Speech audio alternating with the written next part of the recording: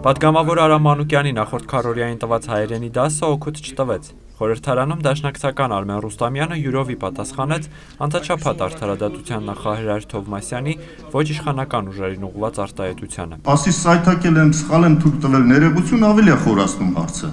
Եթե տրամաբանությամբ ենք շարժվում, բառարաններով պիտի որոշենք ինչպես են ով ինչ ասում, մենք էլ այդ բառերը տիրապետում ենք եւ իրան ասենք, եթե օրինակի համար Գալաթ ես անում, չատնախ չնեղանա։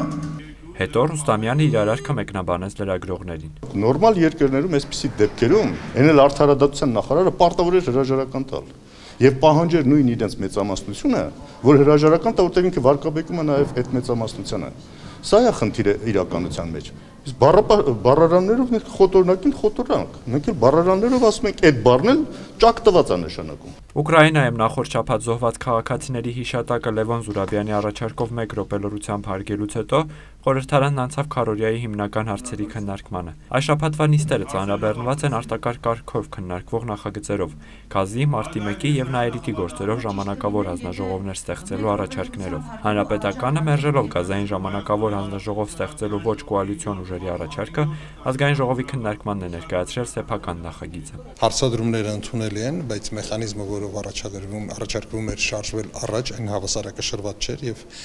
պարարթող կարող էր ստեղծել ոչ թե ըստ էության աշխատանքի, այլ զուտ քաղաքական, ասես ասենք, շոուի։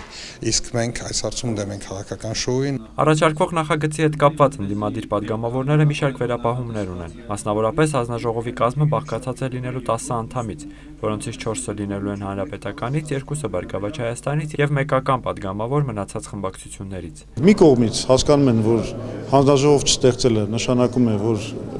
իրենք հասարակական կարծիքում մնում են փաստորեն փչացած վիճակում,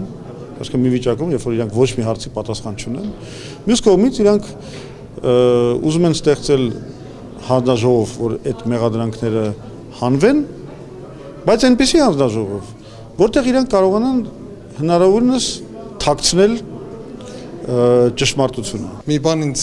իմ մոտ միշտ տարակուսանք է առաջացնում, երբ քայլ ես կատարում, երբ բոլորը ասում են, իսկ ինչու չես գնում մինչև վերջ, օրինակ ընդդիմությանը չես հնարավորություն ընձեռում որոշումներ կայացնելու, որտեղ ընդդիմություն է, որտեղ այն փոքրամասնություն։ Ընդդիմությանը դուրս չի գալիս նաև, որ ժամանակավոր հանձնաժողովի քննարկումները ընթանալու են փակ դռների հետևում։ Բարգավաճ Հայաստանն էլ մտահոգված է վերջնական եզրակացության ժամկետով, որը նախագծի լինելու է նոյեմբերին։ Խմբակցության քարտուղար Նաիրա Զոհրաբյանի կարծիքով աշխատանքները կարելի է ամփոփել մինչև 5-րդ նստաշրջանի ավարտը։ Մենք այստեղ միտում ենք տեսնում ուրեմն ընդհանրապես հարցը քննեցնելու եւ լրացնելու, Բարգավաճ Հայաստանը առաջարկել էր ժամկետ մինչև մայիսի 1, այսինքն այս մայիսի 1-ին արդեն ազգային ժողովին պիտի ներկայացվեր եզրակացություն։ Մեր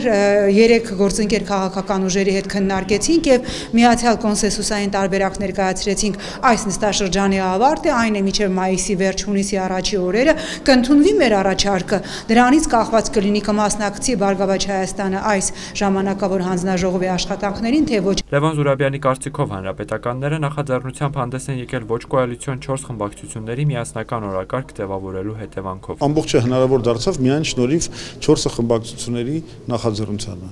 Սա որևէ առնչություն չունի դրա հետ։ Գազի հարցով ժամանակավոր հանձնաժողով ստեղծելու մասին քննարկումները ազգային ժողովում կշարունակվեն փետրվարի 25-ին։ Սարգիս Խանդանյան, Սարգիս Բողադարյան, Civilnet։